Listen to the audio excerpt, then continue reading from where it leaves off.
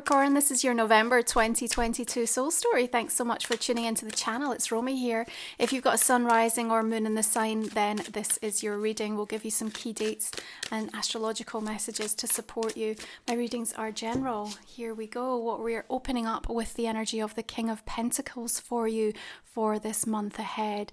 You do need to be questioning absolutely everything. Now, sometimes the indirect energy of Scorpio season can feel a bit exasperating to you in a much more honest, upfront approach that you like to deploy. And yet what you can appreciate about that Scorpionic energy is the tenacity. It's the fixed way that it won't let something go until it really gets to the absolute root, gets to the heart, gets to the truth. And as you're going through this process of unlearning and deprogramming to really be able to celebrate more liberation, a greater degree of freedom, and to really feel that sense of sovereignty, then I think you'll be able to use this full disclosure and use this rebirth, this reinvention of Scorpio energy through the first half of November to kind of fully support what comes next for you. There's a rejection of the sort of carbon copying and a need and an invitation from your guides to really find your voice, your approach that isn't codependent toward someone else. And I think in the unearthing of that, even though you might feel a little bit unsure as to whether what you have to say, what you want to deliver, how you want to go about things is the right way, there's a little indecision here. You are being urged. In fact, there is this sense of urgency that's coming forward. Now, it's not only possible for you to be able to deal with this feeling and to be able to carry through in something that's kind of burning brightly within you.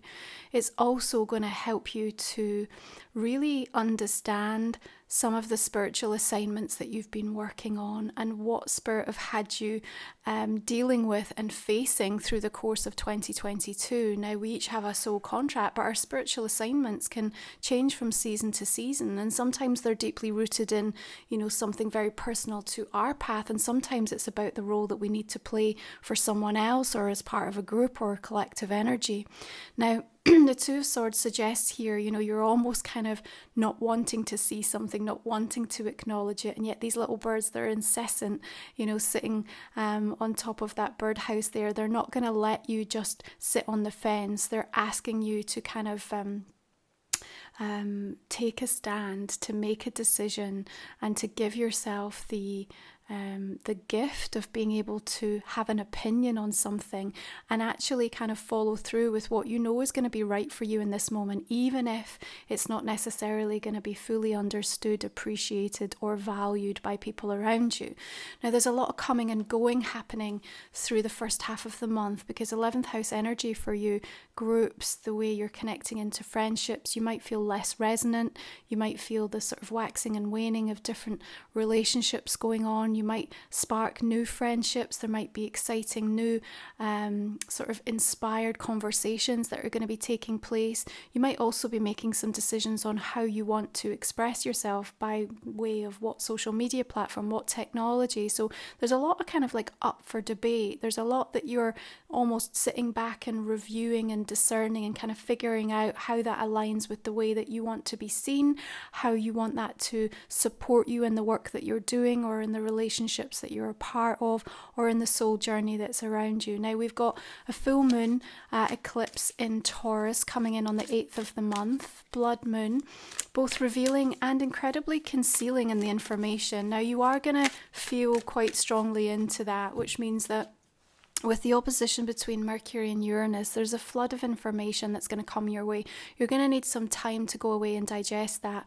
You won't be given the full story. In fact, there might be some quite furtive behaviour that's going on, but you'll read between the lines. You will be able to read the room. It might feel a bit frustrating to you that somebody's not just being upfront and honest or fully disclosing what they should be or they ought to be in that moment, but that doesn't have to mean that, you can't still progress and navigate navigate and find a way forward. I think all of the information that needs to be presented to you or that you need to hear, you have to know that your guides are going to make sure that that happens. Now, the Four of Swords suggests that the more time you take from a meditative perspective to connect in, it's going to be more valuable to you than seeking too much outside counsel, because people are picking and choosing what they want to divulge or to share with you for whatever their own reasons are, especially around that full moon. So just pay attention to that. You might feel a little bit overly tired or depleted in energy during that time. Typically, eclipses can disrupt us quite a lot. We're still dealing with the reverberations of that powerful solar eclipse in Scorpio. And so, remember, this whole axis in fixed signs brings a lot of tension, which means that the body is really feeling that, especially with the Taurus full moon. So have a check-in, especially around that first part of the month, and see what's going on for you and how you can kind of help to balance out your physicality. That's so important for you, Capricorn, just so that you can allow that steady flow, that download from the cosmos and from your guides to kind of have a pure channel. We're going to sort of remind you, you're going to see something for what it is, okay, around that time. And it might take the shine off of something a little bit for you, okay? But the universe wants you to see that truth, okay? So that is going to empower you. Keep that in mind.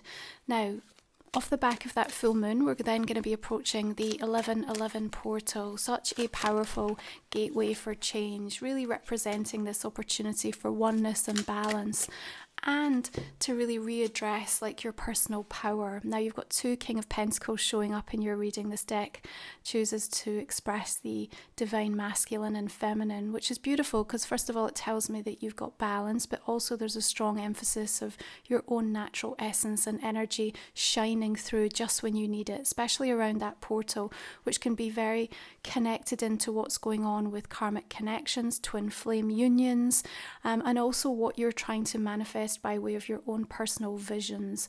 So it's a sacred time from a ritual perspective to really ground in and to focus on the abundance that sits within you, and to really amplify that and work with your own light body, your own aura, and expand it. Don't look to those outside situations to be the things that are going to give you that power that you need to lift your energy. Go within and seek to have that counsel with your higher self, and that's where you're going to really come up strong. Now, there's an awful lot of affluence and there's a firm emphasis around wealth consciousness here. That's what the eclipse axis with Scorpio and Taurus is really teaching us. And so you are also coming to terms with something through the course of November that's really quite powerful in terms of a limitation or, again, a complete reinvention about what your relationship is by way of wealth. And I want to kind of add that a lot of that is going to be deeply rooted in what has been taking place from a family karma perspective, not just in this lifetime, but past lives too, because this is a month where there is profound closure in terms of karmic relationships, especially pertaining to soul families. And so there's a resolution going on here. Remember, as we move deeper into the month, into Sagittarius season, it's your 12th house. So there's an awful lot of things that are going on behind the scenes for you, this wrapping up, this deep, profound healing, this unlocking information within your subconscious, being given scraps of insight and information, being able to pull and to access details and things that perhaps you'd forgotten or had been almost hidden from you. And so the reveal is going to continue to happen like all the way through this month, and some of that might be quite surprising for you and really help you to see people in new lights. Perhaps the people that you thought were the villains, not so much, and the ones that were painted out to be perfect, perhaps there's a little more shadiness that's going to be brought to your attention. But the thing we want to remind you of as you're working with a lot of that subconscious energy and a lot of this sort of deception and then the need for full disclosure is that you need to remember what the bigger picture is here. And our personal expansion is so rooted in the universe's desire to want to bring us together. And so isolating, separating, dividing. Sometimes it's necessary in order to fully acclimate and calibrate ourselves and allow the healing and the kind of recentering. But ultimately, we still need to be in a position where we can offer tolerance, compassion, forgiveness, understanding, even from a distance. And that's the thing that helps to set us free and also rebalances karma in our own personal pathways.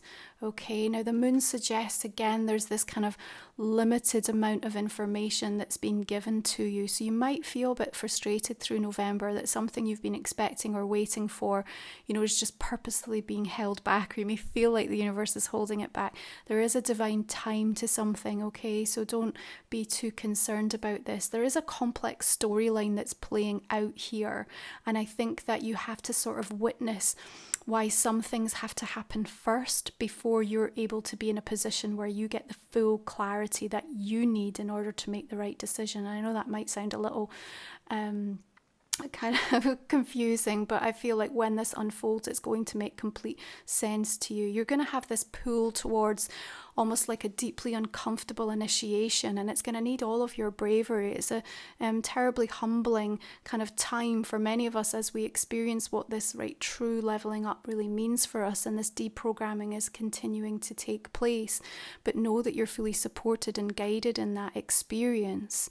Now this month we have this beautiful trine with the asteroid goddess energies, Juno, Black Moon Lilith, Vesta and Pallas Athena, all in water signs, helping us with our personal expression and really helping us to make sense of why we're showing up in the way that we are and how that's connected to our spiritual assignment. If you want more details about that, remember I do the goddess reports. You'll find the link in the comment in the description box. The other big news this month is that on the same day as the new moon in Sagittarius coming in on the 23rd, we're also going to see Jupiter shifting direct back into Pisces. And so that's going to be quite a tender healing moment, actually, of respite in many ways. Seven of Cups really coming in with that ethereal energy of Neptune. It's important because I think it helps to remind you about the hopes and dreams that you perhaps had to put to one side or that have felt like an arduous journey, and now there's a little bit of magical stardust I feel coming through. I always feel when Jupiter shifts direct that there's a gift there for each and every one of us, so look out for that, because there's something that's coming in by way of that benevolence that's actually incredibly healing for you. Now if that comes in by way of something going on in a specific relationship or connection for you, or something that you've been working on, you are going to feel that gives you a sense of validation. And again, it's like the importance of the timing. What I will say though is with the moon and the Seven of Cups here, there's a tremendous amount of just haze and kind of like a veil being put in front of you. And there may be just this uncertainty on your part in regards to something, but I feel like it's the universe either redirecting you or holding you to the side to actually keep you safe, to actually ensure that you stay on track. And the only thing that you can focus on is how you stay true to yourself and how you manage to maintain that sense of balance, okay? So keep that in mind, even if you're feeling that the way people are behaving or some of the things that are unfolding. Now, there's going to be some incredible spiritual signs for you showing up this month, so I also want you to really pay attention again to what's being revealed. It feels to me that you're going to be getting something really obscure through the day, which you would normally associate with evening or nighttime. Okay, so seeing something that typically shouldn't be out in the day, or would surprise you in the day. But again, it's supposed to be showing you that you are where you need to be, and that the things that you're feeling and intuiting right now are correct. Okay, there's a requirement on your part to have as much rest as possible. That's what's going to help you if you're feeling a little bit out of sorts in some capacity. But there is this sense of increased stability and security happening behind the scenes, okay? Again, not only because of the work that you're doing, but I feel like Spirit, this sort of fated intervention, if you like, also coming through in the month of November, kind of preparing you with this full disclosure, with this requirement to kind of rebuild your trust where it may have been a little bit torn or fractured in terms of the universe or the process, so that as we come into your solar returns next month, you're going to be left in absolutely no doubt as to why everything through the course of 2022 conspired in the way that it did. So I'm going to go ahead and pull our final 3 cards here. Now, if you're new to the channel, we cover these off in the extended portion of this reading, which you can find in the comment and description box by way of the link. I have paid attention to you guys, and you will also now be able to pay with card payment as well as PayPal. Okay, so the link is there. It's a way to support my work and also just have another 25 minutes or so of in-depth messages as to the month ahead. Just going to invite you now, Capricorn, to think about a personal question that might not have come up in this main session. We're going to pull some cards for you for that. Something new I'm also going to do this month is to do some cards in the extended in regards to love relationships. So I'll cover off those that are in partnerships, marriages, those that have, I guess we would call it's complicated, or situationships, and also then if you are either looking for love or just looking for more love from the universe, not necessarily romantic relationship. Okay, so stay tuned for that as well. Just clarifying this main spread now, that's going to give us some deeper insights for our extended reading. This is a chakra deck, so it's interesting because it also kind of gives us, with the border here, a link to the specific energy centers, which can be really valuable actually as we're reading, because it gives us an emphasis, as you can see coming through for you, with your third eye and your crown chakra really being highlighted in the clarifiers. The star energy coming through. There's that beautiful healing. Okay, Queen of Coins, again your card coming through. 10 of Cups. Beautiful. Another 4 of Swords coming through there. Some of you definitely need some respite. Can you take some rest, some time away? I'll do the world a good this month. All the decks that I use, Capricorn, are also listed in the comment and the description box underneath, okay? So let's go ahead and pull you Oracle card now. So this is my deck, Life Soul Vision. And so this deck has really been created specifically for this time. You know, it's going to help you to navigate through the intensity of this transition and these energies. I've had some beautiful feedback from those of you working with the deck. If you want to see more details, again, the link is in the description box below. Okay, beautiful. Casting out constellations. This is the way, this is the work. It's one of my personal favorite cards. I'll be sharing the in-depth meaning with you in the extended. And finally, this is Energy and Spirits Oracle. What do we have for Capricorn? Wisdom of the Magi, mental clarity. Okay, beautiful. Capricorn, thank you so much for tuning in.